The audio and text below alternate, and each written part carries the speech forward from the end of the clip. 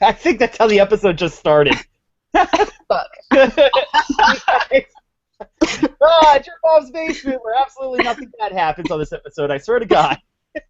This is totally going to be the weird episode. It's episode 11.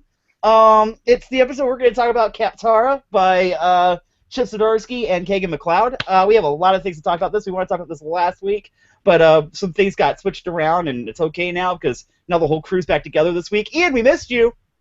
Hello. Dude. I'm like Emma Roberts from Coven. Did you think that was the last of me? No. We missed you so much. We missed you.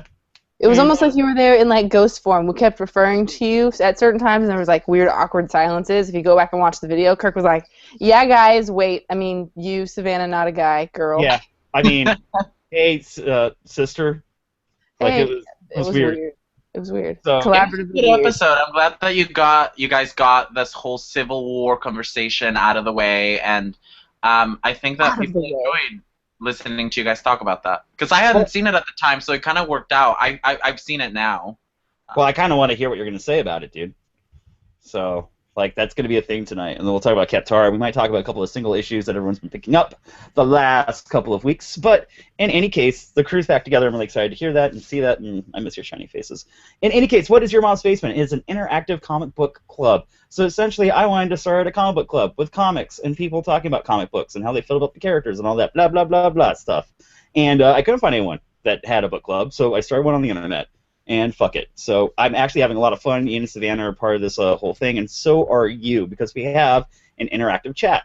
So when we're talking and we're doing our thing, you can kind of chime in if you have any questions, if I ask any questions, if someone's like, hey, by the way, does anyone have an opinion on this stuff? Pop it on the chat. We'll bring you into the show, and it's super goddamn fun. And on top of that, when the episode is over, it's not just a live show, because we always like talk about comics that we want to try to get people into and trying to grow the community. The episode is done, goes and gets archived over on the YouTube page, and you can always go back to it if you didn't see, if you didn't read the particular book that we're talking about.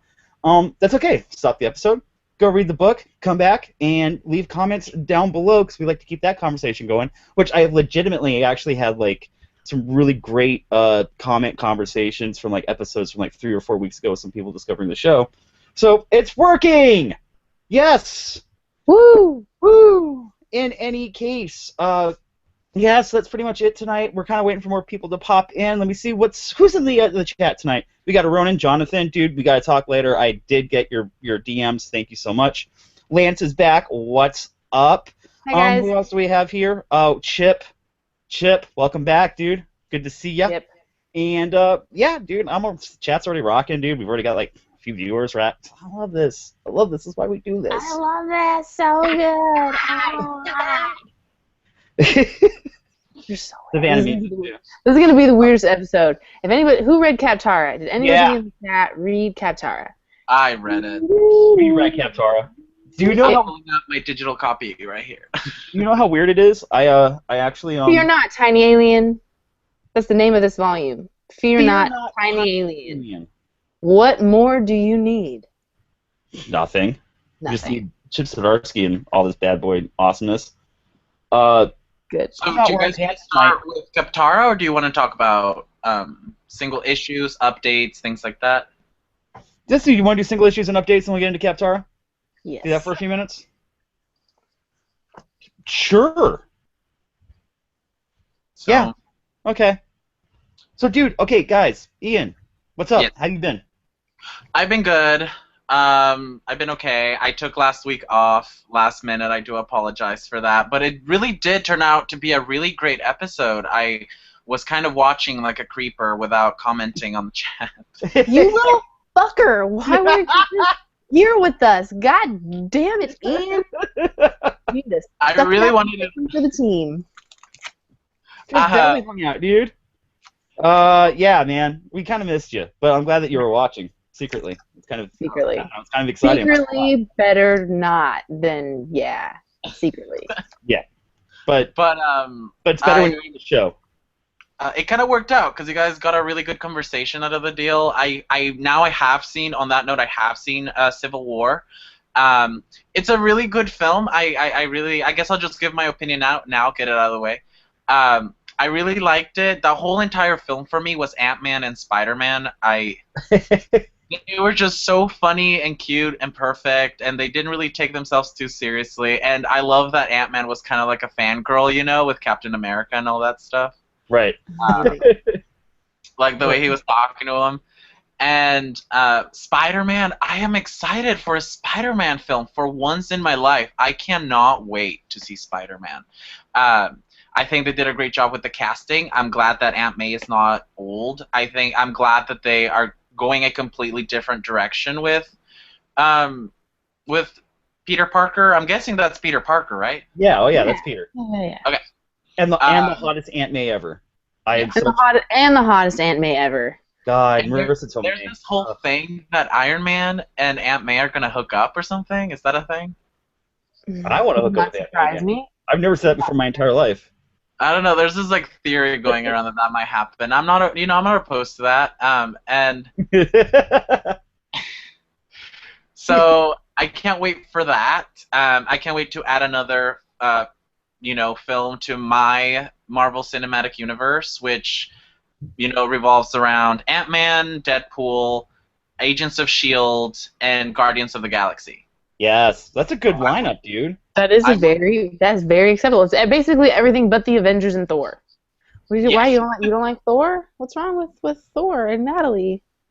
All right, fine. We don't have to talk about this right now. I get it. I hate it. I know, because I love Thor. I love Thor in the comics.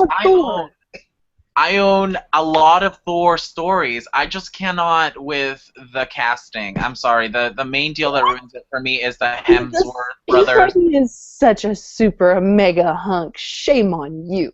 I know. He's a great Thor. I would really love to see a lady Thor. Yes. The comic book Thor now. No, who would you cast that? Everybody's saying, okay. They already have a lady Thor, and her name is Kat Dennings, and she's already in the movies. God, I love her so much. Have you seen pictures of Brooke Ence, the fucking CrossFitter, with a hammer? No. She is Thor. I'm going to send you a picture of Brooke Ence. She's like a famous CrossFitter. She's like super jacked. Okay. She's got this like sledgehammer from a workout. She's in her fucking CrossFit shorts with her fucking... She's basically a Viking. So okay. That works perfect. But I don't know if she can act, but she's a CrossFitter. I think they should just like dub some body's body into her body and just make her body be the body. that would be ideal. Yeah. I don't know if you could actually CGI acting chops though. They should do that. They should avatar the shit out of some Lady Thor movie. They just advertise the fuck out. Yeah. Oh God. I mean, that might happen, to be honest with you, because Black Widow's getting her own film. So okay, I'm gonna send you this picture right now. Hold on. All right, hold on. No, keep talking. I'm just gonna do this. I'll keep talking. So, I really liked that the Vision and Forever 21 had a really nice moment. Oh my God. Okay, Ian calls Wanda Forever 21 because he can't stand her ensemble. He's like, I saw that shit. Oh my God. Explain it, Ian. Explain it. She's the Quicksilver of this franchise. She's the Evan Peters with the ugly silver $50 50-cent bin fucking Party City bullshit. Okay, so hold on one second. Does that make Forever 21? Does that make Vision Banana Republic? Because he's kind of Banana Republic in this film. He's kind of Banana Republic. I like the way the Vision looks. I don't know. They did a really good job with the Vision. I'm not going to say her name, but there was a couple of comic book creators that I follow on Twitter, and one of the girls was really sweet. She's like, I didn't really think the Vision was going to do it for me, but she's like, oh, I've got a raging robot boner for the Vision now in this film. Oh my God. She was like, no. The Vision is definitely a problem for me. That's not that type's not really my style, honestly, but right. I like smart people. The Vision just smart. He just sounds smart because he's a Vision and he is smart. I wouldn't mind being in the middle of a Ant-Man the Vision sandwich. So. Are we fanficking this right now? Yeah. No. Yeah. Okay. Of Marvel Cinematic. Okay, of Marvel Cinematic characters, just Marvel Cinematic. Okay. Who are your two threesome partners? Are you asking me or Savannah? I'm asking both of you. Let's do this right now. Well, I don't know. You put me on the spot. We might have to answer this at the end of the show. I really Okay. have to. Well, I know this might Everyone's sound like, no, I need to think about that. I So, didn't think about that. chat. I'll Hello, do chat. Paul Hello, Rudd comment and section. Rocket from Guardians of the Galaxy because I feel like Rocket would totally give me a great time. That's kind of the best answer ever. Yeah. You know, Rocket would rock my Yeah. world. Check the Twitter DM, guys. That's that picture. I put it in there. Okay, so we're gonna check the Twitter DM, and we'll see that pic in a little bit. Who would I let? Let. God, That. Who would I let? this has to happen. Look at this. Right? You can. Isn't that perfect? That's Damn! That's what I see when I think Lady Thor. I think Brooke Ents with a fucking hammer. Get that Wow. shit, girl. She's badass. Jesus Christ! How perfect is that? Just this photo kicked my ass. I know. She's God. so cool. She's so cool. How do I Well, put I think this in that should the happen. chat? Yeah.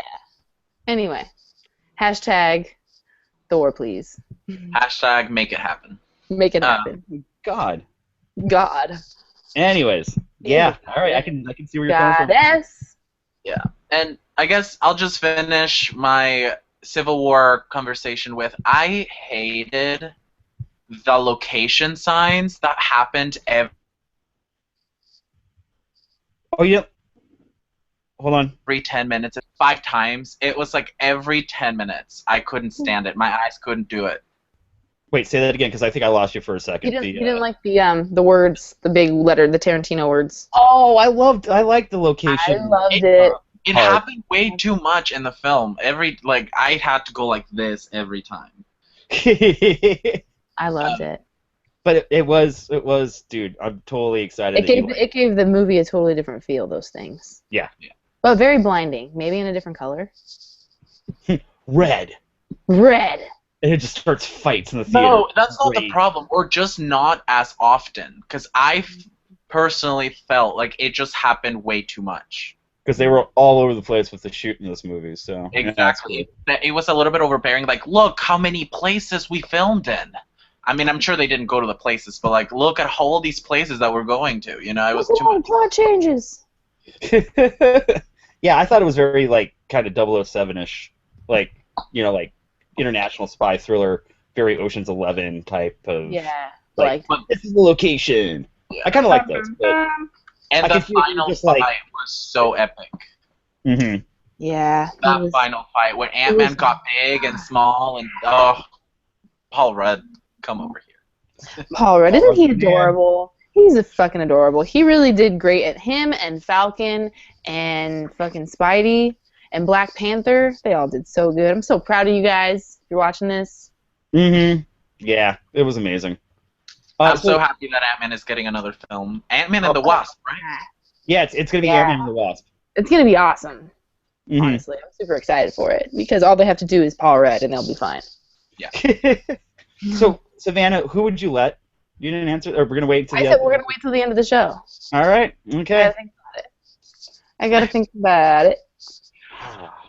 I'm kind of thinking about it now too. Like I thought. Probably I had gonna be like something like Red Onslaught and Black Bolt, but I'm not sure. Still thinking. I'm still thinking. Just keep it to the movies. Oh, dang. I know. Okay, that's why that. Oh, that's easy. It would probably definitely be a Bucky and Cap situation. Oh, okay. I see. Wow. That's Whole gonna lot be of awkward. freedom going on there. Yep. All All right. about Bucky. All about Cap. All righty. It's easy. I don't like the fact that you guys keep picking guys, so I'm gonna pick some women. I mean, what's yours, Kirk? What? I don't know. I mean, obviously that Black Widow. Oh yeah. Just Hell yeah. I just gotta throw that one out there right now. That Black Widow. That Black Widow. Yeah.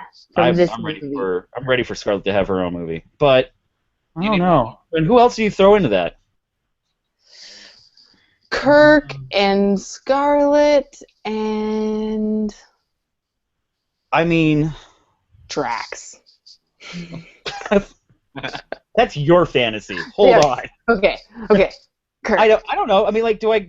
I mean, Natalie Portman. She's She's not very super. Yeah. I mean, Scarlet Witch, though. technically.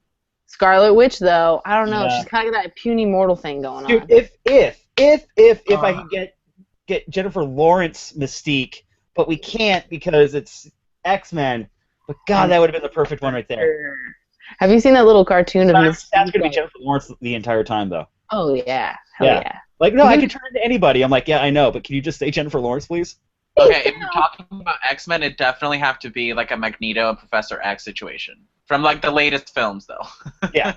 Ooh. Yeah. You're talking Yeah. Fassbender, McElvery, McElroy. No crap, I'm forgetting his name. I can see that happening for you, dude. I can see that happening for you. Super solid. No, seriously, I think you can make it happen. So yeah, comments down below, guys. Your fantasy threesome, because here at Your Mom's Basement, an interactive comic book club, we ask the hard questions. We're off on a super tangent right now, guys. Yeah. Thanks for hanging in there with us. There we go. We're moving on. What? Let's just dude. By the way, I'm really glad that you did like it, Ian, because you're definitely an X-Men guy. So the fact that it was kind of like Avengers 2.5, I'm glad that you got some pretty cool stuff out of it. But who picked up rad issues they want to talk about this week? Ian? Obviously, The Wicked and the Divine. I haven't been, all of my titles, the ones that I'm religiously picking up, right now are all of them, they're all on hold right now. The Goddamn doesn't come back till June 1st. Paper Girls, I think, when does that come back? Do we know? I think we got another 2 months on it. I would have to look. It just ended. Yeah, so, and then Tokyo Ghost, we talked about that. Right. The Wicked and the Divine came back with another awesome issue.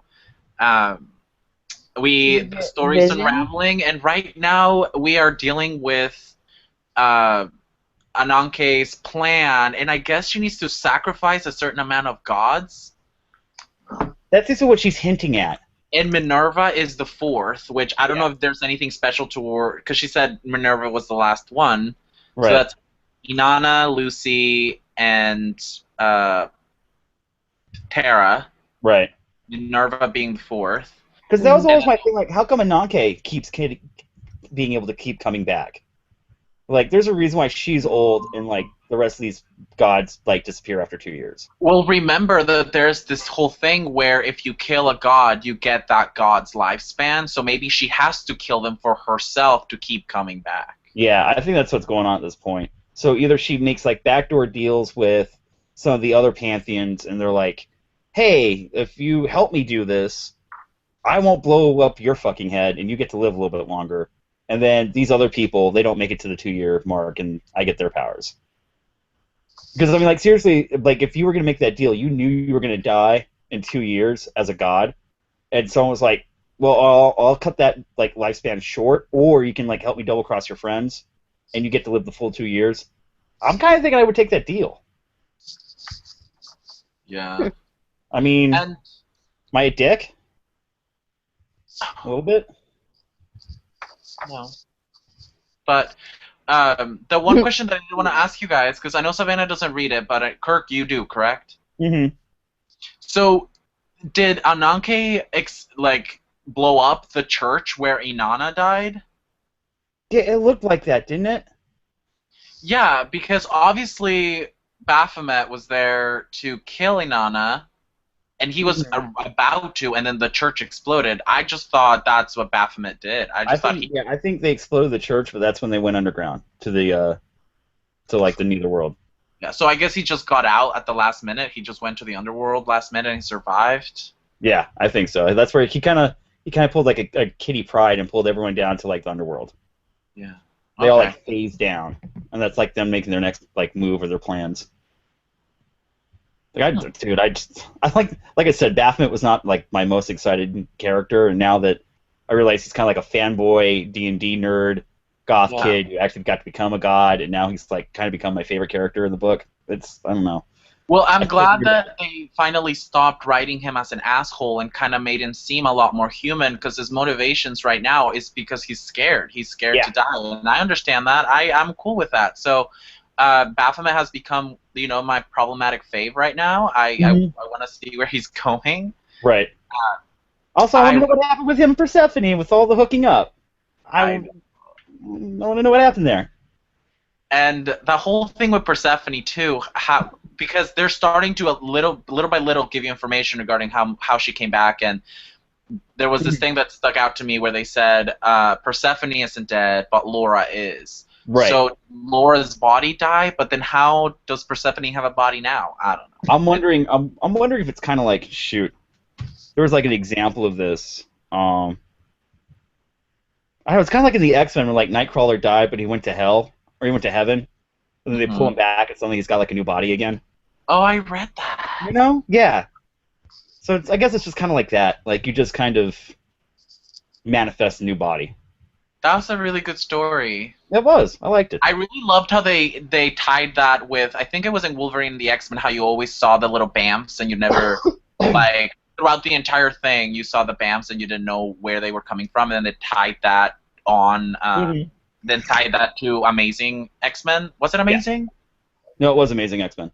Amazing, yeah. Yeah, they've been using the BAMFs throughout the series ever since Jason Aaron introduced them.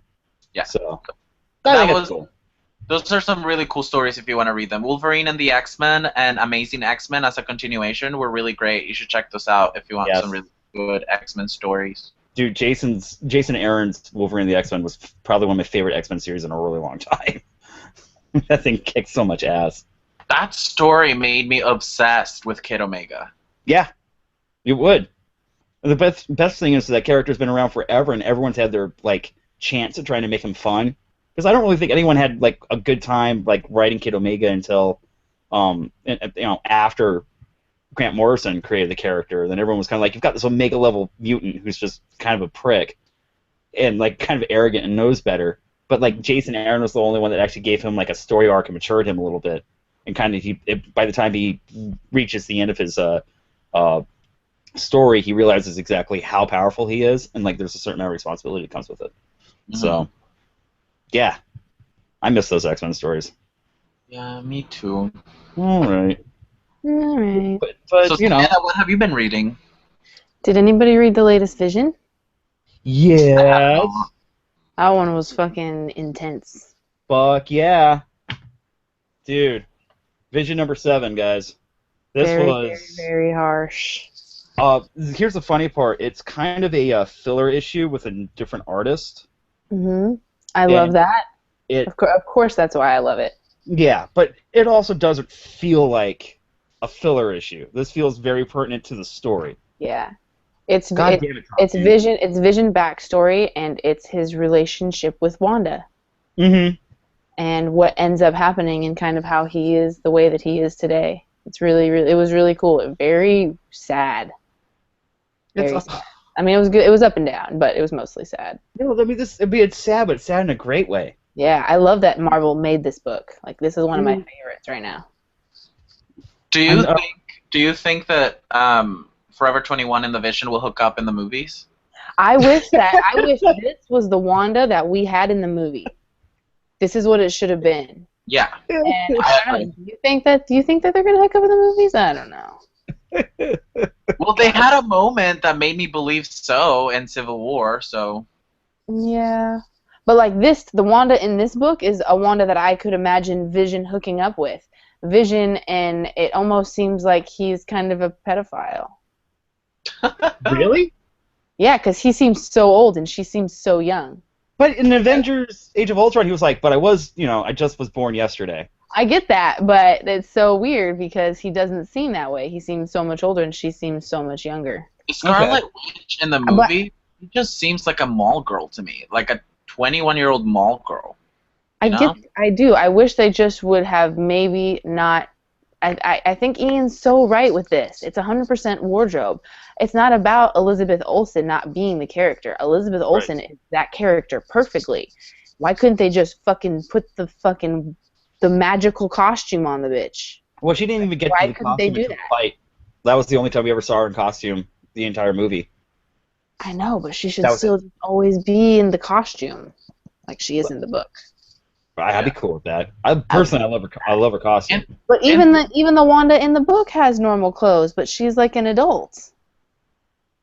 And the problem with superheroes, though, is that you cannot put a superhero in regular clothing because they're wearing that same outfit every day. So I'm Pretty just much. like, do you ever change clothes? Like, do you not do laundry? So, like, with a costume, I don't think that. I don't know. This is just what goes on in my crazy mind. But you can't have everybody in an awesome, cool costume like Iron Man, Captain America, The Vision, Spider-Man, and just have Mall Girl over here wearing what she would wear on a Saturday night to go to the movies. You know what I mean? I don't know. Whatever. Even in the book, when she's wearing normal clothes, she's dressed like kind of like momish. I know that sounds weird because I'm a mom and I don't dress like a mom, but for Vision's type, I guess I don't know. I sound like an asshole. I'm just gonna stop talking. I don't think you sound like an I just asshole. sound like an asshole. We're all just imposing how we Like, think. it's just not right. These I people.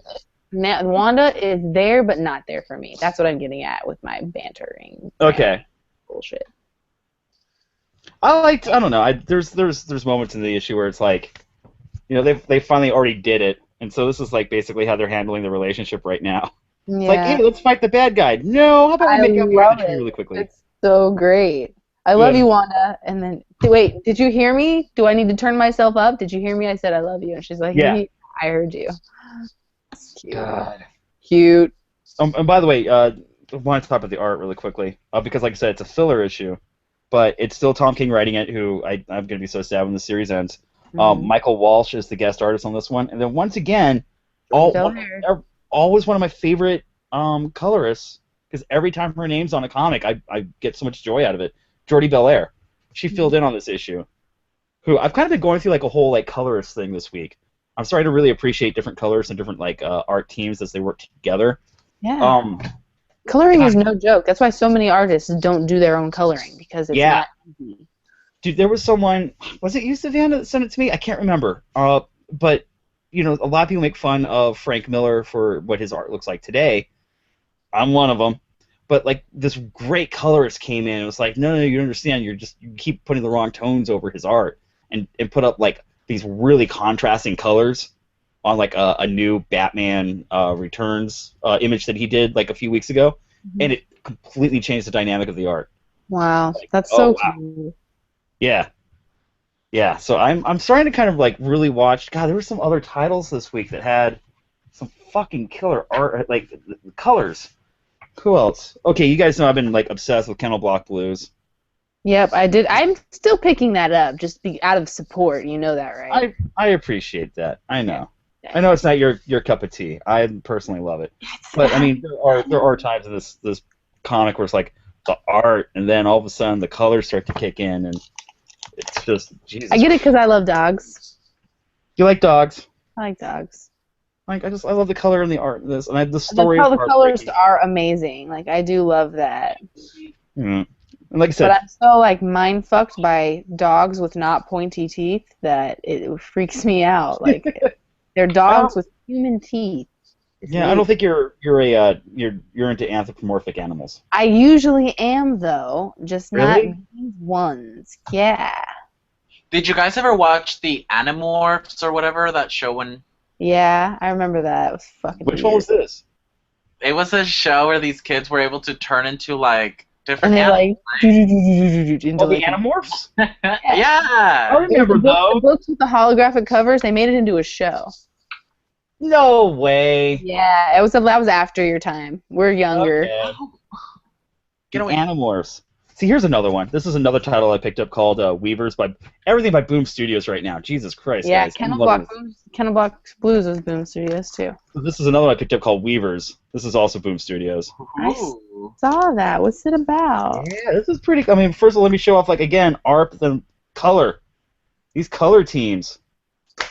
Badass. Very bright. So essentially, it seems like it's kind of like a mob family, but the mob family is granted supernatural powers that are very spider-like because there are these magical spider. It's only the first issue. It slows you right into it yet, so I don't have all the answers yet. But it's also got a very like Steve Niles type of vibe to it, where they're like these creepy, glowy spiders. But instead of like imagine a radioactive spider biting you and giving you spider powers, in this case the spider will pick you and then will crawl into your mouth. Whoa, bro. Are And you for then- real? and then it's like it gives you like magical spider abilities, but like gnarly ones. Like one guy's got like this weird, strange Cthulian tentacle hand gun. It's gnar. It is so gnar. Like gnar in a cool way or gnar in a not cool way? Gnar in an awesome way. Really? And the dialogue's really good, but see, I don't want to give away too much but he's okay. kind of Well, no, you've kind of given me all. Is there a dragon involved? not yet. Damn it. Not yet. All right. Okay. There could be like you never know. Let me Like know another. when the dragon enters. Enter the Yeah, dragon. here we go. Let me kind of like show you this. Like, so it grants him like this new power. Like I said, he's got like this weird monster hand cannon spirit gun. Okay. And everyone sounds like, oh, this sounds completely dumb and stupid. No, my friend. And it turns into like this giant monster, like spiritual spider monster that like takes out these bad guys. But the cool part is, it's like because these are gangsters, they're not good guys. It's They're like a bad mafioso family, like endowed with like spiritual spider totem powers. Ooh. Okay. Weavers, Yeah. huh? Weavers. Weavers. Who's writing it? I mean, and again, like I writing want to do a video on it this week. I want to really spotlight Boom But who's Studios. writing it? Who's writing it? That's what she asked. He said while he just kept talking. Simon Spurrier, Dylan Oh, Burnett. Spurrier. What else is Spurrier writing? He's writing that. Yeah, he's writing other things that I read right now that are good. Hold, please. Okay, so I'm gonna do this really quickly so everyone can kind of take a look at this title. I love that cover. Right? Like I said, I want to do like an actual video on this. I want to talk to these guys because between I'm not this, talking to you guys. Cell Block Blues, and then what's the other one that I'm reading? Oh, we keep talking about it. The spaceship, the one where the kids steal the spaceship, Joyride. Joyride. I like Joyride. Just when you pick these up, it just feels special. It feels like It feels like, special. What? It does. Yourself. Just everything from the choice of the paper that they've chosen to print everything on. Okay, Simon Spurrier is writing Cry Havoc. Are you reading that book, Cry Havoc? Yes. Yeah, that's Simon Spurrier. Okay. It's awesome. Got it. Okay, that's good. I Havoc. approve. Yeah. Just checking. Who's doing the art? I don't know about the art. Oh, on Weavers? Yeah. Dylan Burnett. Okay, I don't know who that is, but okay. By the way, if you're not picking check it Cry out. Havoc, you kind of should. It's over on Image, and it's about a girl who's got PTSD from because she's a war vet, but she is also coming to terms with her sexuality. Also, she might be a werewolf. And she might be a werewolf. Very cool.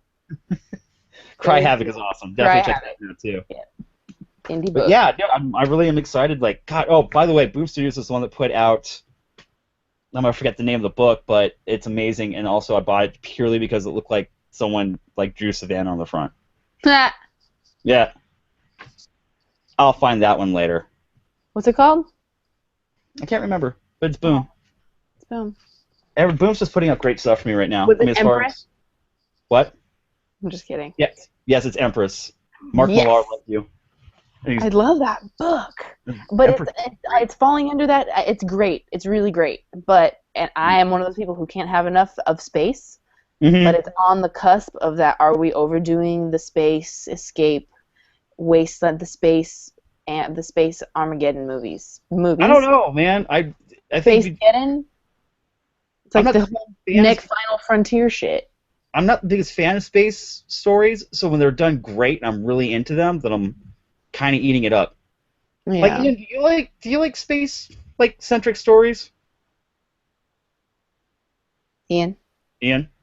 I'm not. I think- I'm a horror person. I'm not so much of a sci-fi, so I don't. I think that's why it's easy for me to not read Saga. But Yeah. Oh man, you love Saga. I still can't believe you haven't fucking read Saga. It's a crime. Guys, this is the part where you all write in on the comments and we start Tell him why. campaign. Tell Ian why he needs to read Saga, because he doesn't believe us. We could go Yeah. on for fucking days No, about why we you know need what's to funny? read Saga. So we almost need to lock and key him through that, but I can't put our viewers through that shit. Fucking wretched.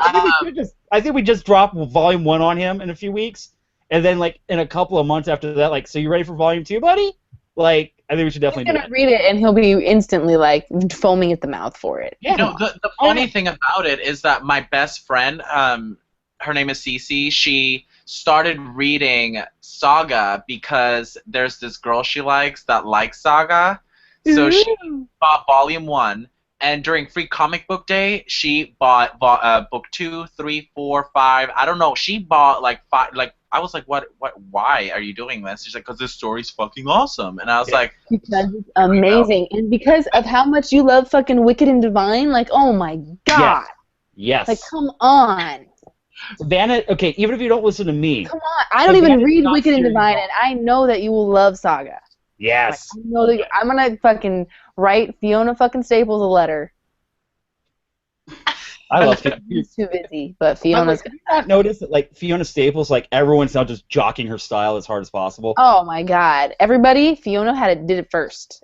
Yeah. She was the first with this way. I'm definitely watching these people like, oh, they're heavily influenced by Fiona Staples, and then I'll go hit like their DeviantArt, I'll go hit some of their like portfolios online, and you can see like they were doing a completely different art style, read one issue of Saga, and just like threw everything out the window and started over again, trying to do like Fiona art. I want to be here when I grow up. we are going to have to make Saga Volume 1 like a YMB thing. So Why don't we just do this next week, guys? Can we just? Are we really gonna get into that? Force it. We're gonna. That's forcing you to read it. Yes. I would sacrifice a YMB episode. We got a lot of time. Yes. We do this every week. We can do Saga Volume 1 next week for Ian, guys. Okay. I think that's the best idea ever. Best idea ever. Best idea ever. Best idea. Okay, ever. fine. Fine. And the thing about it is, I could read Saga right now if I wanted to. It's sitting in my comic library. Come on! I have Volume 1 I have the trade paperback in my closet right now. Okay. So how about this? I've only been reading single issues. I have it all in storage. Not only will we do Saga next week, but I will go buy Volume 1, and then I'll even give it away on the show at the end. How about that? Does that sound good? That sounds great. I like that. We're going to give away Volume 1 Saga next week when we talk about Saga, and we watch Ian freak the fuck out over Saga. God. And then I'm being cautiously optimistic when I say freak the fuck out, because knowing Ian, he's probably going to be like, nah, it was alright. No! Hey. No! We'll do it. I've never done that. Every title that you've recommended to me, I've absolutely loved. Yet you still question me. It's not you. It's just that everybody wants me to read Saga so bad. Even more reason. To give them what they want. You know? But they're the people that you surround yourself with for a reason. Mm-hmm. Just you saying. You wouldn't surround yourself with a bunch of people that are like constantly telling you a bunch of bullshit all the time. No. It's a pattern in my life. That happened to me with Game of Thrones. Everybody wanted me to watch Game of Thrones. I didn't start watching it until season 3 when everybody stopped telling me to watch it. So it has to be on my own terms, you know. You're just a rebellious teenager. Yeah, it happened to me with Breaking Bad, and Game of Thrones and Breaking Bad are some of my top shows of all time, and I just did not watch it because everybody was shoving it down my throat, and I was like, no. I was the same way with Breaking Bad. I didn't even hop on till the 4th season, and then that's when I realized, shit, this is the best show on TV. Everyone else was right, and I had to stop. I had to let the series end so that I could start it from the beginning on Netflix. Yeah, I'm with you on. Such a delight for me to have 5 seasons to watch at once. Oh, so good. I just want to watch all the shows. Breaking Bad. They had me at when the tub with like the decomposed body falls from the 2nd floor down, and then they sealed the deal with the turtle bomb, with the head turtle bomb. Remember that? Oh, with that was a bummer. That was funny. Oh my god, that show's so crazy. God. Yes. Also, I was really excited, speaking of Jason Aaron and all the things that we're missing. Yeah. Southern Bastards. I still think this is one of the best comics happening. Yeah. I just I wish hate it would the fact happen that on time. it's plagued with delays. It's plagued with delays. Oh, It's been 2 years, and I think we were at issue 14. I But feel so bad for Jason Aaron too. He just got so many things on his plate, and this one is just not his moneymaker. But you know that he loves it. You know that he loves especially it. because I think it's still one of the best books he's putting out right It now. really is. It's so amazing. Because I don't. Here's the hard part. I really want to talk about this, but I don't want. It's hard to talk about this Without going from the beginning. the entire series. But there was a character in the beginning, and we get to know him, and I think he was probably the only good character in the entire book. And now his daughter is shows up after being teased earlier in the series. But I mean, Southern Bastards really is the worst characters you've ever seen created. That when you hate them, then the next chapter will build up sympathy for them, and I hate it. It makes me so frustrated that like I read about these guys and they're like, I'm telling you, dude, like these are the most carefully crafted, like just shitty people that probably exist in real life. That's the worst part. That's what really kills you is how can he make this shit up? There's no way he just makes this up. Like this gotta be. This is definitely based on people that he's met or knew or known or people. Like, he's known somebody who just told him stories for like it's like one of those stories like he knows some old man that just talks and talks and talks and talks and talks and talks and talks. Yes. And this is like something that he pulled from that, maybe inspired from. Maybe there's a lot of inspiration somewhere from something I would love to know. I'm sure he's probably talked about it somewhere in the back of a book somewhere, but I never read those. Guys, I'm reading the chat right now, and there's like a saga love orgy going on. Fuck yes. Fuck yes. Everybody's just gushing. Saga. We're never gonna marathon a book like we did with Lock and Key. That was us like really trying something new because we were still learning about the show. But up there, I think. Hold on, let me tilt my camera. There's up there above me, right here. See this little guy? Wait, hold on. Above my finger. That's my original Fiona Staples Prince Robot and Goose. Ooh! Fuck yeah! Rank more on my head. Ah. I still haven't ordered my Lion Cat plushie. I need to do that. Oh, I did. I can't wait for it to come. Can't wait to drive my dog nuts with it. Nice. That's gonna be awesome. So when are we supposed to get those? I don't know. I think they're waiting for the final orders to happen because I don't think they've made them yet. I think they're waiting. I put my pre-order in like in January. Something crazy. Something crazy like that. Something crazy like that. I keep checking. Also, did anyone check out? I don't want to get too far into it, but did anyone check out the last issue of Snyder and Capullo's Batman run, number 51? I did not. It was a really. I read about it though on the internet. I heard it was beautiful. It was. I loved it. I thought it was also a very nice, subtle post. Like it was a nice PS at the end of their run, and then. Is that the Batman run that started off with Court of Owls, Night of Owls, Death of the Family? That's the whole thing from 50 issues ago. That's. Oh my God! It's still going on. It's been the same creative team. They stopped at 50 from issue 1 to 51 for the last 4 years since the new 52 started. It's been Snyder and Capullo. And now, as of 52, the new team's coming on. It's kind of a filler. And then Tom King's going to take over, who's doing the Vision. He's going to start writing Batman. And then Snyder's going over and doing All-Star Batman, a new series. Yeah. And I don't know who the artist is with him on that yet.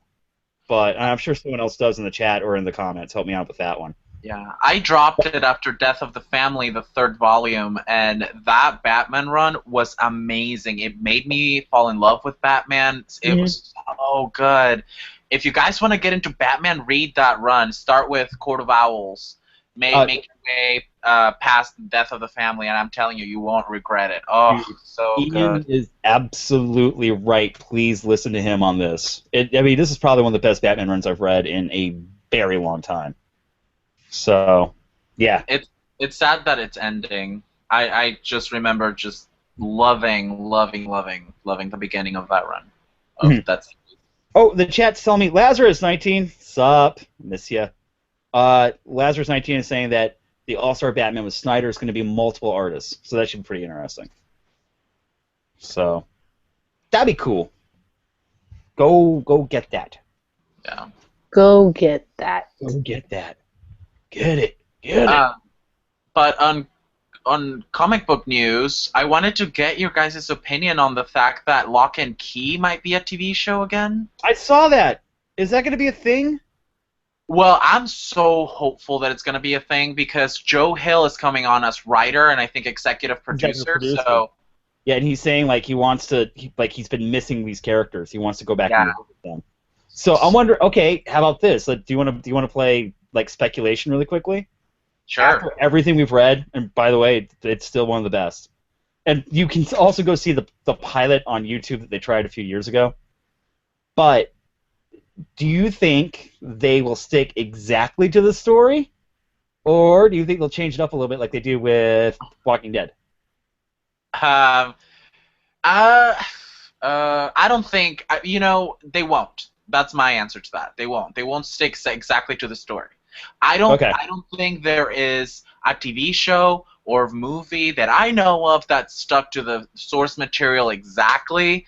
I don't think Harry Potter even did. No. They won't because there are some parts that they just can't. They just can't. I don't know. Yeah, I mean, like. I hope that Joe Hill is in there to. I hope they trust his opinion, and I hope they follow his lead. I hope they take him seriously, and they don't fight him too much on things he wants to do. Because once suits get involved, No. Every time. Yeah, it could get dicey. But I mean, also, look at what they're doing. Bad. I finally saw. Who's the studio that's gonna do it? I was talking to Kirk about that, and I wish the British could do it. I know the British are. They don't have the money to do it. I'm curious. Who? I have been on this British endeavor, and they are amazing. They can do wonders with low budget, with a low budget, I don't want Lock and Key to be a low budget thing, though. Yeah, I want a lot of money on that, dude. I wish it would be. I wish that Lock and Key would get the Harry Potter treatment, to be honest. Yeah, that's not well. Let's see. I want it to be the next Harry Potter, Hunger Games, Twilight series. Like, I want a movie every year until it's over. I don't know why they couldn't do that with the books. I mean, because that way it'll get the budget it needs to be great. Yeah, dude, they don't have a network for it yet. They're just developing it. Oh. Yeah. Please just know Jesse McCartney as Tyler. That is all I ask. That is all I ask to Odin above. Please just know fucking Jesse McCartney. Don't do this. Don't do that. Okay. No. And please, I hope it doesn't go on the CW. Uh-huh. No CW, no Jesse McCartney. They'd have to do cable on that. They have to do cable. I want HBO maybe. HBO would be great. Showtime. Even AMC. AMC would be good. Yeah, I kind of want to see, dude. Especially, I want to see what happens with Preacher. I want to see where they are with Preacher, and then if they do that really well, then I'm like, oh fuck, I want these guys to do more because I saw part of the pilot, and it's pretty fucking intense. For Preacher? Yeah. Yeah, no, it looks so cool. Yeah, we'll talk. There's definitely going to be like. I started rereading it. Like, I think Preacher might become my Game of Thrones. If it's right, it could be. Yes. Yeah. Might become my Game of Thrones. We'll see. So, we ready for this tonight? Or Kaptara. Kaptara. This is our book of the week. It's actually the book of the last 2 weeks, but I'm glad that hopefully you guys all had a chance to check it out. I have questions, but like I said, this is a lot of fun. Personally, I loved it. I thought it's very, very weird. It definitely inspired me not to wear any pants for this episode tonight. If you like not wearing pants and weird things, yeah, no pants. I want to commission a drawing of Kirk in booty shorts. I have no booty, unfortunately. I don't know if If you want to do a drawing of Kirk in booty shorts, please go ahead. You have my permission. here's the thing. Normally, I'd be really embarrassed by that, but if you're a good enough artist and you can give this a booty, that'd be awesome, and I'd love you for it. 'Cause I don't have one. Like all my jeans are just like flat. And that's too much information for the internet. Sorry, guys. Mwah. Now come back. Yeah. Stop picturing it and come back. He's like, no, don't come back. We're gonna talk about comic books now. I swear. So Kaptara is Image Comics. It is the first volume. It is called Fear Not, Tiny Alien. Thank you, Savannah, because I like the way that she said it a lot better than I could. It's epic and exciting, according to Entertainment Weekly. I don't know if they know anything about comic books, but it is by Chip Zdarsky and Kagan McLeod. Chip Zdarsky, the artist of Sex Criminals and co-creator with that with Matt Fraction, and also he's writing Howard the Duck, and he's going to finish up his story with Jughead. But great writer in his own right. Is it pretty safe to assume that really this is it says Kagan McLeod doing the art on this thing, guys? Is Kagan? Yes. Yeah. So Yeah, they're probably doing it together. Yeah, I think they're kind of working in tandem on this one. Yeah. And Kaptara basically starts off. It's a space adventure, and it's a farce, and it doesn't take itself seriously in the least. Like if you kind of take like the idea of trying to parody He-Man with like all the genre films of like the late 70s and early 80s, like Conan and Beastmaster and Crawl and all that stuff, like you can see where those influences come from. And you just like, seriously, we're not gonna take any of this shit seriously, and they're gonna write like a really funny book about that. There you go. And they also have like homages to like Hanna-Barbera characters in here, which is really weird. Like there's definitely characters that are like super racist Smurfs in this thing. Oh, they're amazing. What about the pug cat tanks? Okay. Yes. It's a cat that's a pug that's also a tank. I actually have that. Oh, I got that right here. And do you see the one with the orb of inspiration saying "Let the good times roll"? We have the inspirational orb. Hilarious. I just can't get over this. When I first picked up this comic, it was definitely stupid weird, and I'm like, I'm not sure how I feel about this. And I bought the second issue, and I kept going, I'm not sure I know why I'm picking this up. But by the third issue, I'm still buying it, and like I'm invested. I am definitely invested. Mr. Ian. Yes. You just read this. Can you please tell everyone what you thought of Kaptara tonight? I really enjoyed Kaptara. I like that the main character is a gay character. I love that they kind of address it in like one little conversation and then it's forgotten. This isn't, they're not shoving homosexuality down your throat with it. It just happens that the main character is gay, and I think that's perfect. I think that they did it really well. It was very respectful. I love that he's sassy and he is kind of not afraid of anything that's going on. Like I feel like he how do I explain it? Like this is just a fun title.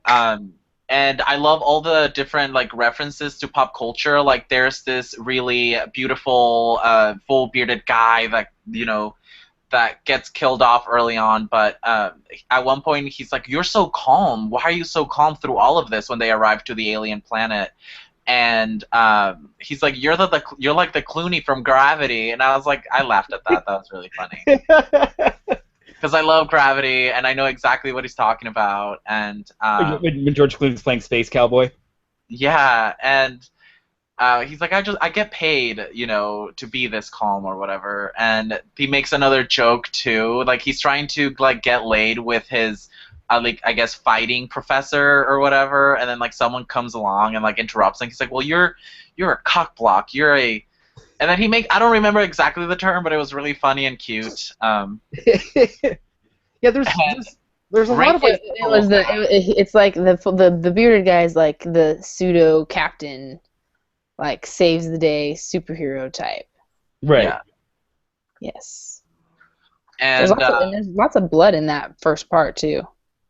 yeah. Oh yeah, it's pretty gnarly in the beginning. And I love that it's something different as well. I feel like every time we hear a story where, people crash land on a foreign planet, like they're always fucking hostile. Yeah. And two of the survivors actually find two different alien colonies that are kind of like cool people, like they at one point the gay dude was almost killed, but then he was rescued, and then he wakes up and like in this beautiful room, and he's on a bed, and the people that find him were actually kind of friendly, and they rescued him. And then you find another chick who found a hive of like bee insect aliens, and they were Right. actually cool too. They saved her. They healed her. I thought that was really good. It was definitely fresh. That's something I noticed. I enjoyed it. I really liked it. I really liked that it was something different. I'm so happy that it wasn't, they weren't found by a hostile alien race. Right. Yeah, no, it was fun. It was very pleasant to read. Yes, it was. It's not like stressful in any way. You're more like what the fucking every few pages than you are anything else. You're just like, what the fuck is that? There's these little things called glomps. What the fucking everything. Let's talk about the glomps. They're my favorite, and then Melvin the Wizard is my next favorite. So the glomps are these weird, shitty, horrible creatures that Keith. By the way, the main character is named Keith, and they're on the planet Kaptara, and they run into these things called glomps, and they are kind of a satire. They're super bro douchebags, Yeah. but they look like giant boogers. Like they That's talk what it is. like. Ian has to like. They talk like me basically. Every other word is fuck or shit, and they're super insulting, and they're super sexist, and they're super racist, and they're bigots. And they're horrible little. Yeah, they remind me of a colony of Donald Trumps. Just imagine if awful. there were. like, You I like know the what part, I mean? like at one point you realize like there's no female versions of them. They're like, yeah, we got rid of them. Like, well, what do you do for like? What do you do? But for, at the same time, they have a code, which is kind of fucking hilarious. They're like pirates. They're these weird little trolly booger pirates. They're but gross. they're really shitty. They're really shitty. And like at one point, like they have like made up curse words that like the other characters are already offended by. They've never heard before because the words are so horrible. Like it's like I don't even know what that means. Imagine But the God, Smurf, it sounds like, how- disgusting. How they say like Smurf this or Smurf that. This is like glomp this and glomp that. Like these fucking glomp tards, and it's amazing. I also love the fact they were like, yeah, we got rid of all the girl glomps. And like, well, what do you do for sex now? He's like, dude, we just totally draw naked pictures for each other. There's nothing gay about that, right? Like, So you draw naked. You got rid of all the women, but now you've got dudes drawing naked pictures. Why did they get rid of the women? Because they said they were pains in the asses or something. Because they said they kept complaining. Yeah. Fucking great. Like, it's just they are everything that they hate, which is hilarious, but unintentionally so, and so unaware of it. And then they agree to these warriors to bring back the head of Melvin the Wizard, which is like our next favorite character in this book. And why do they do it? Hold on, they have to release us. Well, they have to go. Oh, because they have to. Keith and someone else gets captured, so they have to go. The Glomps release two of the guys to go get Melvin the Wizard, who the Glomps want killed because he's just been harassing them. That's right. I didn't know why they wanted him dead. They just want him dead because he was a nuisance. Because he's a nuisance. Because he's actually the one who will fight back against the Glomps. So in order for Keith and his friends to save the other two that are still locked up, there goes something off my I have no idea what fell. Well, I guess Melvin is kind of like a play on the. I didn't watch the Smurfs, but wasn't there like a wizard there in the Smurfs that was evil? So in this situation, the Smurfs are evil, and then the wizard is a good guy. Yeah. Wasn't it Gargamel? Is that all coming back to me? Yeah. Gargamel. People didn't realize this, by the way. Gargamel wanted to catch the Smurfs because he wanted to eat them. I thought he wanted to make 3 powers. Never put that in the They never talked about that a whole lot. Wanted to eat them? And by the way, Smurfette was created by Gargamel, and the Smurfs were all unisex until he invented Smurfette. So now they're all like they didn't even understand females or women or wanting to have sex, but now there's a Smurfette. It's a whole thing with the Smurfs. You should really look it up. It'll fuck you up. I'm just saying. But yeah, so Melvin's kind of like this play on Gargamel and also kind of like a wizard from Lord of the Rings, and he's got a big hat and a giant beard, and he's always naked and essentially just always taking the beard. Dude, he is so swole. Raps. Ian, do you have the picture of his bod on there? It's fucking hilarious, and he's like, This one? I'm talking right now just so it could come up. There you go. What are you talking about? fucking hashtag sexy wizard magic. Right Yeah. I love that his underwear is made out of his hair. here. Yes. Hair diaper. Yeah, that's basically all he's doing. Is like every time it's like a thong of some sort. It's made out of his beard. It's amazing. Which I still want to know, like when they were doing, because the design in this entire comic, none of it makes sense, and it's all hilarious. No, it's all hilarious. Like none of it makes sense. Yeah. Like when we You talk gotta about show like, the Pugcat tanks next. oh yeah, More pages.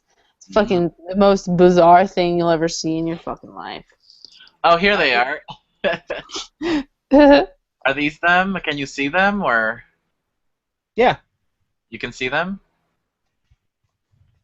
I don't know. They're really scary looking. They're fucked up. Who thought of that? They're like really sad, giant, grumpy cat pug things. And then there's a picture of them, like, if you look at their butts, they've got these weird, ugly tails. So fucked up. It's so fucked up. Who did this? I love it. Like, what are the drugs you're taking, dude? I want those I don't drugs. know if it's Okay, drugs. can we Like- talk about though? I know that like almost everything in this comic is like ridiculously funny, but can we talk about that prince who has the hair from the mom from Married with Children? Yes, Peg hair? Hell yes. He has. That's the Conan character that has the Peggy Bundy hair. Yes. Yeah, this guy. Look at his hair. Look at his hair. So good. It's so funny, and I love how everybody comments like, "Yeah, the guy with the gray head of hair," and I'm like, "He looks Yeah. awful." Which, by the way, like he's also he's known as like the blow dart champion throughout all the lands. Like that's his big claim to fame.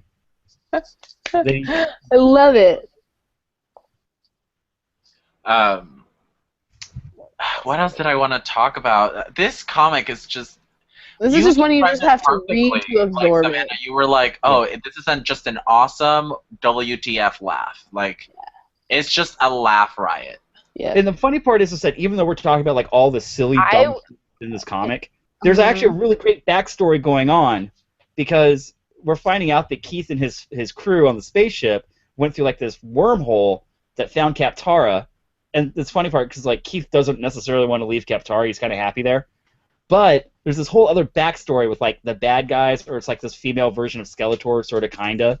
It's like it feels very He-Man. But Yeah. there's a whole other thing where she's getting ready to like, she wants to take over Kaptara, but there's this other character named Skeletor. Is that what it was? And we Skeletor. haven't seen Skeletor, right? Not at Yeah, all. we haven't seen him yet because we think he was going through the same space tunnel that brought Keith and his crew over. We think he was on his way to Earth to take over Earth. So maybe it's not a bad idea that they're on Kaptara while Skeletor is like on his way to like go conquer like our home planet. Yeah. Believe it or not, there's a really great backstory going on. Well, And the wizard getting the doodad. yeah, I love that shit. and Do we know yet exactly what the positive saying ball is yet? Because that's fucking It's hysterical. the inspirational orb. yeah, It says all kinds of awesome things. Look, here it says, every journey begins with a single step. which Here's I think was another one. directly. I think we can thank Lion Cat for influencing Inspirational Orb. Here, here in front of the Skeletor lady, it says, you can do it. I And know. it's this weird, it's just a clear bubble with arms, and it says things like that are pertinent to the story, that it's the square that it's in. Like It's right like- before they're about to get in a fight, the orb shows up, flex its muscles, and it says, "To enter battle without the details is a fight without a sword."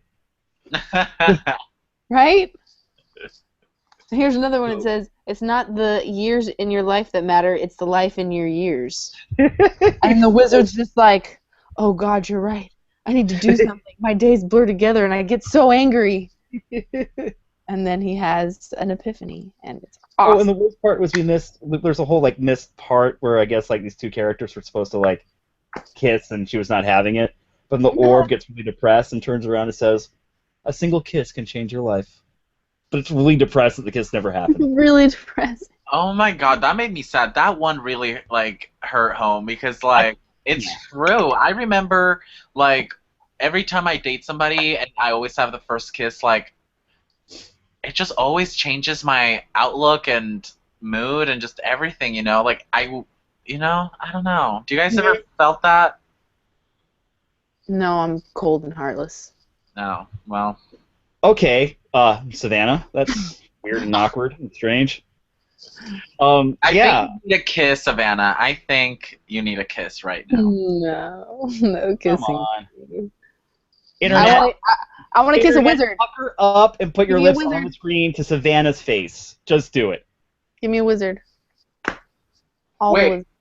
So, okay, so I don't know if I'm alone in this, but there was one moment because I love to ship a lot, and there's like the kind of like the Queen's Guard, the main the person that's like in charge of protecting the Queen or whatever. What's his name? Teeny girl? Oh.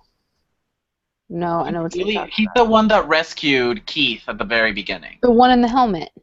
Yes. Okay, I want Keith and the one in the helmet to totes get together. Am I alone?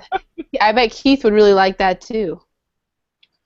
Because, and I don't even know where I got this. I can't even find like the little moment they had that just like did everything for me. Like all of the chemicals in my body started to get rattled up. Was it the one where like they were teaching him how to fight on Kaptara? No, I think they were like on a balcony or something, and they just looked at each other weird, and oh, here it is. Yeah, Okay, here it is. I think this is it. I think we found it at the same time. Yeah, and they're just so close to each other, and then I was like, oh yeah, I would totally. Yeah, this is it. He's like, "What the fuck, man? Why do you even know that shit? You're a cock block officer. A cock block officer." He's like, give me a minute. I got a better one. So good. No, but there's this one where the guy's like, oh, I, was on my way to communicate our progress to the Queen. Was there anything you wish to relay? And they're just see, do you guys see this? They're just looking at each other, and then I was like, oh my god, they're gonna do it, and then fucking cat lady walks in, and she's like, man, and she interrupts the moment, and I was like, you cock block, get out of here. Cock block officer. Fucking cat lady. Bad kitty. I wanted to squirt her with water. like a little like water spray. Like, no, bad kitty. Yes. Ruining the mood. You're ruining my homoerotic moment. Anyway, I know. We kind of honestly, I had a lot of fun with this comic. This was a reread for me, and I was like, forgot how fun this thing was. It's good. Like I said, it skews. It's just so ridiculous. It makes me. It's one of those comics that you read if you want to just feel like happy and get have a few laughs and yes, mood. Yeah. Mm-hmm. Also, if you're budget oriented, I thought this was really funny. Chip Zdarsky and Kagan McLeod, they wanted to make sure that you could afford this, so they purposely made this the cheapest image trade offered available yet. Ooh, at the amazing price of at $9.98. $9.98. Yeah, they sacrificed a penny. Cent. Hey, that penny matters. It does. It really, really does. But not if you buy it on Amazon. That's true. Because then you can probably get the trade for like $6. Yeah, but Amazon probably bought a certain amount from them, so it actually is not a bad thing. Amazon's go make that happen. Go make that happen. And it's just it's irreverent fun if you're like a fan of all that sort of. So they do show Skeletor in the beginning. Yes. That's him. Oh, they do? Yeah, it says here. It says age unknown, ruler, the Dark Burrows, the Nether Swamp, the Schwanigan's Point, status evil, single ? matted wool covers, something in a hand, a knife hand, a more sinister appendage, mammoth skull, fucked up grill. He meets all the qualifications. He's an evil bad guy. He's a bad guy. Still haven't met him yet, but we Like know that. his evil girlfriend is up to no good. Because we like him bad. Yeah, it's true. Here it is. Yeah, but I strongly recommend for people to pick this out because it's so funny. I mean, the hair from the prince alone, you know, the one that reminds me of the mother from Married with Children, that's worth it. Just Yeah. from that alone. When I would pick this one in, I would strategically put it in my stack. That's how, lighthearted it is. It's kind of a good palate cleanser. It's a Palate lot. cleanser. It's a palate cleanser. We have Especially lots of those. if you're reading something like, imagine if you were going through a volume of Lock and Key. You're like, fuck, everything's Yes. horrible and ruined. I would pick up Kaptara and kind of Look. isn't this funny? Let me give feel so another much better now. example. Let me give another example. Like, I would have loved to have this comic after, Tara died, and Persephone Mhm. died, her parents died, and Prince Shireen died on Game of Thrones. I would have loved to have this comic so I could have read that after. Yeah. Yeah. In case of depression, break out this comic. Yes. Oh my god, that's so funny. So true. They're necessary. It's Yeah. necessary. That's why we read different things. Maybe not everybody reads different things, though, so we're just special. That's why you've got You just YM. always have to have a palate cleanser in your pool if you're reading, intense comics. Mhm. You know? I believe that. I love intense comics. I'm starting to realize that Guardians of the Galaxy is becoming my fun palate cleanser read. I love Guardians of the Galaxy. Me That's been too. fucking hilarious. It's been great, and I mean, I keep saying it. You can tell Bendis is really enjoying Yep. writing it. Where'd you go? But there's so much oh man, this is. I kind of know now. Guardians is going to be that one that's going to be towards the end of my stack. That I'm definitely going to read it and oh, this was great, and the dialogue between Rocket Raccoon and a lot of the characters has been awesome. Mhm. Did you see 2 issues ago? 2 He did episodes. something great with it's Rocket Raccoon. They're on this prison planet and they're trying to free everybody, and they've got Rocket in chains, and Rocket's like, "Don't worry, everything's gonna be fine." And out of nowhere, because Ben Grimm's on the team now, drops Mhm. a fucking battleship onto the planet, shows up from the wreckage, and you have Rocket going completely crazy. He's like, "Say it, just say it, you gloriously orange bastard, just say it!" And Ben Grimm looks at the camera, kind of like the reader, and goes, "It's clobbering time, baby." Oh, that's So perfect. amazing. It's So perfect. amazing. So- I can't wait for this to happen in the movies. I can't Yes. fucking wait for this, and I really hope they do it this well. If the Infinity Gauntlet is anything like this is gonna be, it's Oh God, yes. Let's make that happen. So Please? guys, how many hot naked wizards out of hot naked wizards do you give this comic? me. I give this one a 9 out of 10, just because it is really fucking out there Yeah. Yeah. I'm definitely gonna in a go. great way. I'm gonna go 7.5 beard thongs out of 10. Beard thongs. 7.5 beard thongs out of 10. I give it a solid 8. I enjoyed it. I really love that the lead character's gay, and they did that beautifully. I can't wait for my ship to happen. Please make it happen. Hashtag make it happen. We'll see. I like it. Yeah. So that was Kaptara. I'm glad we had that conversation. Hey, did Yolanda show up in the I don't know. My babe has been having a hard time. I'm not gonna talk about it because I don't know if she would want me to. But Okay. So we'll just text her because I kind of want to know if we have permission to talk about that next week. I want that to make a subject. yeah, I want to talk about douchebags in the comic book community next week and how there's no place for you. Because you totally missed the point of comic books then. That's why I wanted to really talk about Chelsea Handler tonight, and I was really pissed off about that episode that's on Netflix right now. what time are we on? Do you want to talk about the Chelsea Handler episode? I do, but if we can keep it down to just a few minutes. I kind of want to do this, as a monologue with you guys, just kind of wrap. So I don't know if you guys saw this, but, Chelsea Handler She's got her new show on Netflix, and we're nobody. We're three little fans doing a comic book club show on the internet. But I was kind of bummed. Her new show, she had Black Panther on, and had a really great interview with him. They also do like this dinner party thing, and it's like a few of the cast members from Civil War. And it's Chelsea Handler's humor is take it or leave it, and she's made a very lucrative career of people that have taken it, and more power to her. But I was just so fucking upset with the fact that there's a segment with Miss Amy on Netflix where like it's Amy who's a comic book expert, and she totally is, and you cannot ever fuck with that whatsoever. I've done a couple of plopcasts with her with 19. And she knows her shit, and she's also easily the sweetest person you will ever meet, and she's ridiculously genuine.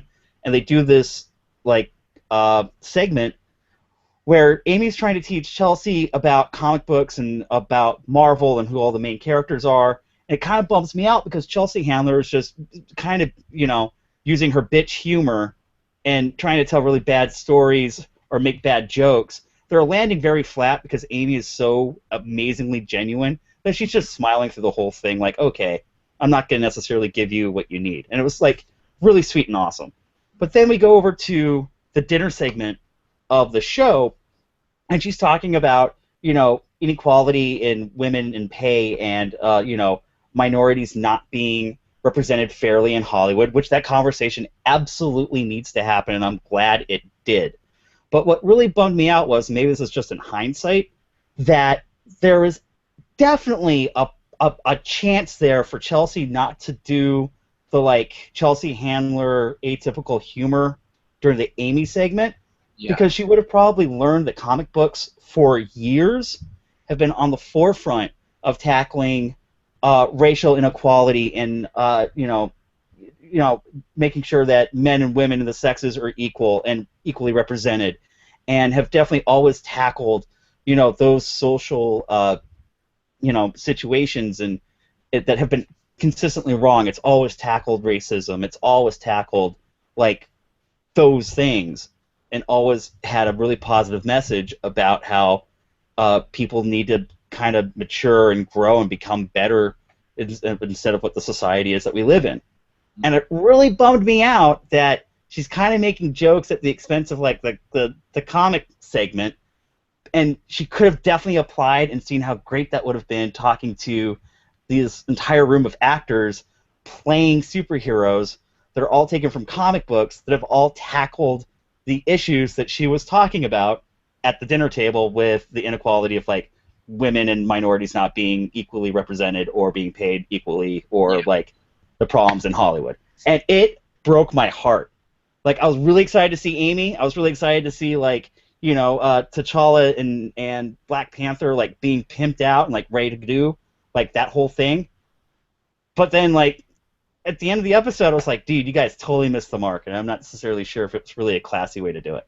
Yeah. So that was like my little fucking rant tonight. Epic. Can I say something really quick about it? Yeah. Okay, so, I kind of expected that from Chelsea, so I am not as upset as I probably should be. Right. I feel like I admire Chelsea Handler because, one, the fact that she canceled her show was because she didn't want to do mindless TV anymore. She didn't want to talk to these people that don't really matter. Kanye West doesn't matter. Kim Kardashian doesn't matter. None of the people that she ever interviewed on her talk show matters in real life. So she wanted to transition to do TV with substance. And that is why she has her docuseries where she tackles racism, marriage, drugs, things like that, which that one's good. I love that one. Yeah, those are awesome. With her talk show, she's just not taking it seriously, and her garbage comedy doesn't match the topics that she wants to discuss, which are actual meaty subjects. You know what I mean? So when she's talking to the Secretary of Education and then she does a garbage joke, like, it's just gonna fall flat because. Does that make sense? Like, her comedy. No, that's exactly what I was talking about. Yeah. For what she's trying to do now, I almost would have liked her to go the Anderson Cooper way and just be completely serious, drop her comedy, and just be an interviewer, because it's not working. Because here's the It's other thing. disrespectful. Chelsea Handler is she's a great interviewer. Like, she knows how to interview wonderfully. Like, that would actually be a really fantastic angle to go, and then find another place for the humor later on. But yeah, dude, I know you totally spoke to exactly what my frustration was. It's like, She if you're going to needs tackle these take it issues, seriously, or her show will bomb and she will end up in the streets and die You probably. suck and you really suck and you are gonna die. Yeah. Says Ian. She needs to take it seriously, because I am reading the comments, because I love Chelsea Handler and nobody likes her talk show because she's taking on serious subjects and making a giant joke out of them, and that is not what people are. They're not going to respond to that. Mm-hmm. Yeah, I'm not. Dude, I'm glad you're feeling me on that one, dude. I was just kind of bummed about, you know,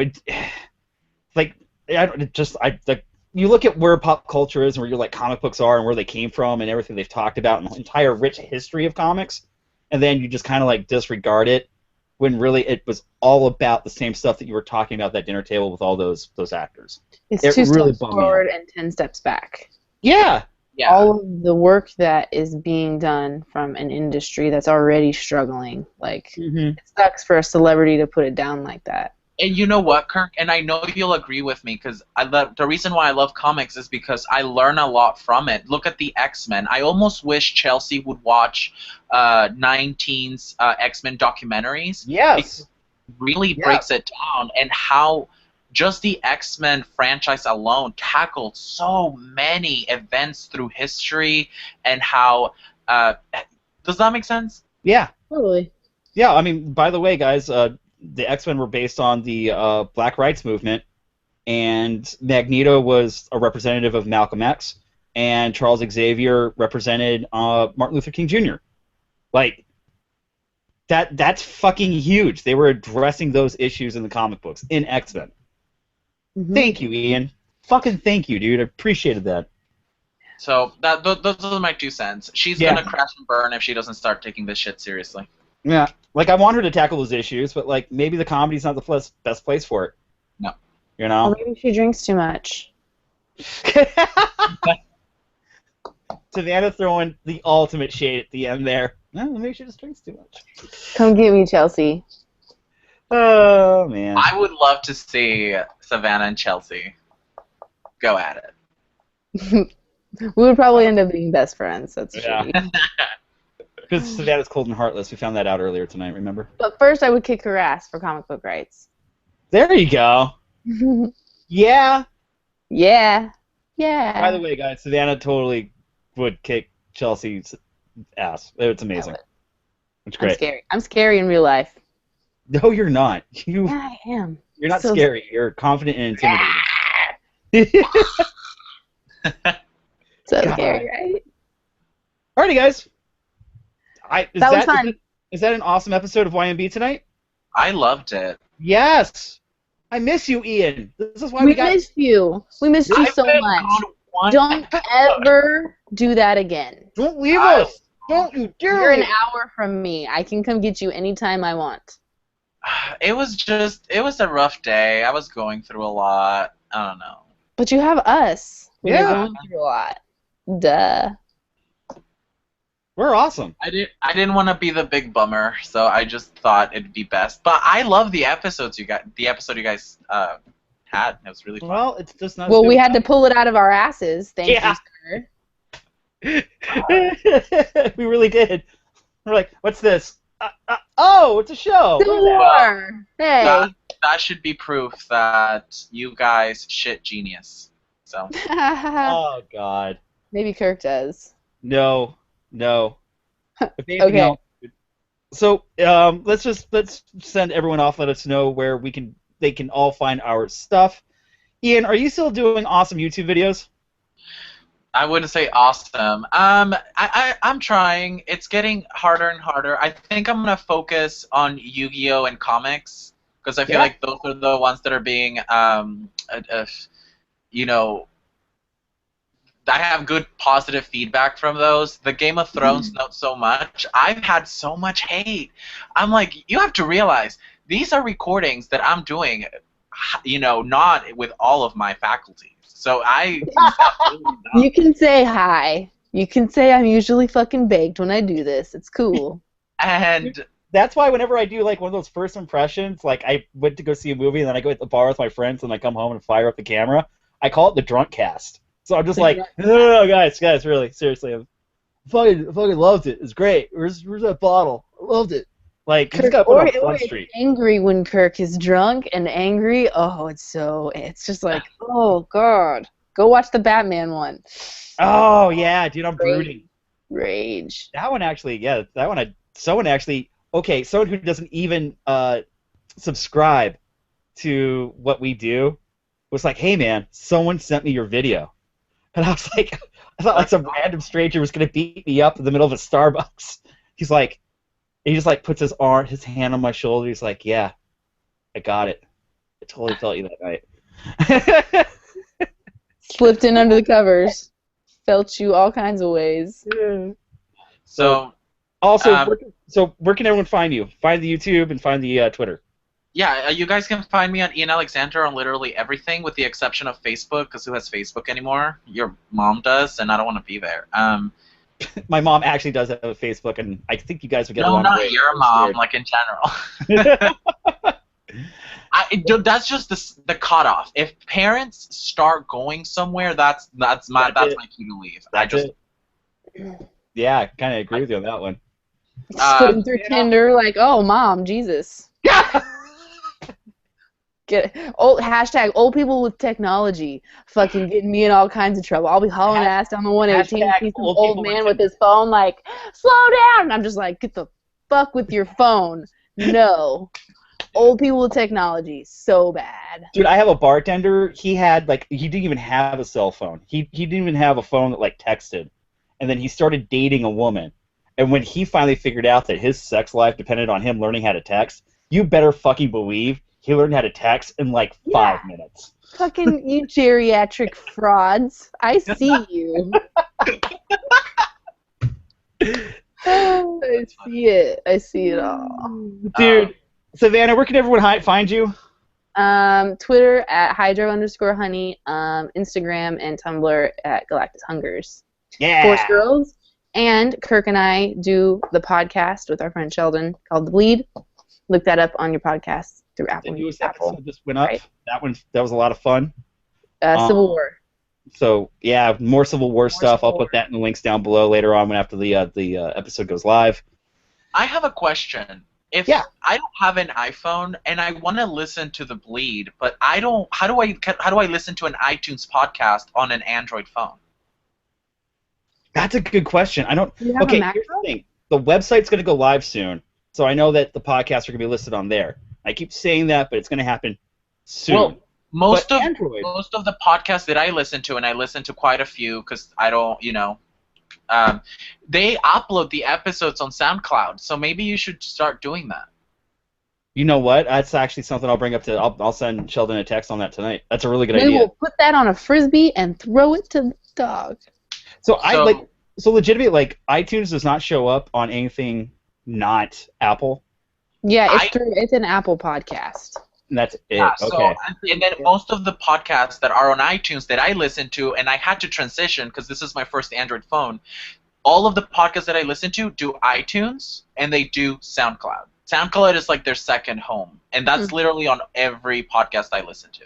Well, shit. Then we gotta figure out what. Okay, we'll start putting everything up on SoundCloud then. Because we already have the files all done. I mean, like, you've heard them. You got intros and stuff. Ian, again, saving our lives with, like, a better understanding of how technology works than we do. I know. We were like, who's the old people, Kirk? Yeah, we are. We are. Not Ian, Savannah and I. Like, wait, what? What do we do? Technology? That's just an idea. Which one's the space bar? Alrighty. And, guys, I'm Kirk FM. You can find me at Kirk Likes Stuff on Twitter and this YouTube channel and all the fun stuff. So yeah, we also do The Bleed, and we're just going to keep growing the community, guys. Thank you for hanging out tonight. Thank you for doing cool nerdy comic book stuff with us. That's where essentially we're just trying to grow the community. I'm so glad I needed this back. I'm glad that Ian and Savannah were doing this tonight, and that's pretty much it. Someone said YMB audio. I have been seriously thinking about taking the audio and putting them up on podcasts. I think we could definitely do that. Do it on But- iTunes. Yeah. I think we're just gonna take over the internet. Fuck everybody. Yeah, they just don't want to look at our faces anymore. I see how it is. This is not the don't moneymaker. I agree. I don't know why anybody watches. Yeah, this is not the. That's why I have like all this stuff going on in the background. Like, Sure, I please love start the glowy thingy and not my face while I'm talking. Mm-hmm. So, alrighty, guys. I think that's pretty much it for the night. Thank you so much. Once again, comments down below. Next week we're doing Saga Volume 1. Fuck yes. Come back for that. Thank you for the chat. Let's gonna keep some shout-outs really quickly. Mike, good to see you. Sean, good to see you. Lance, you were hilarious tonight. Lazarus, I always love it when you're there. Mike, love you. Homie check. Homie check. Homie checks. Homie Samurai check. Ox. Good to see you, dude. Guys, it was a good chat tonight. Glad you guys had a good time. And yeah, they're also really quickly, if you are a regular watcher of the show and like you do the views and all that sort of thing in comments, I've been talking to somebody else in the chat, like a regular viewer. Let me know if you think this would work on Twitch. Like maybe we can start doing a YouTube Twitch thing, because I'm starting to get requests to start a Twitch channel with us, with Wait, just I think- YMB. isn't that where cam girls go? Hey now, I need to do some research first. Yes, we need to do a lot of research, but like if there are cam girls on Twitch, that's where we're gonna go and we're gonna make a lot of money. Oh my god, guys! I'm not gonna say which company, but a porn company actually offered me money to become a cam boy. Yeah. And I was like, no. All right. So that's pretty much it, guys. Thank you so much. That's pretty much the whole deal. And like I said, comments down below. Don't forget the very important question of the night, because that's what YMB does. Who would be your dream cinematic Marvel Universe threesome? All right, guys. We'll see you later. Bye. Is it done yet? What the fuck?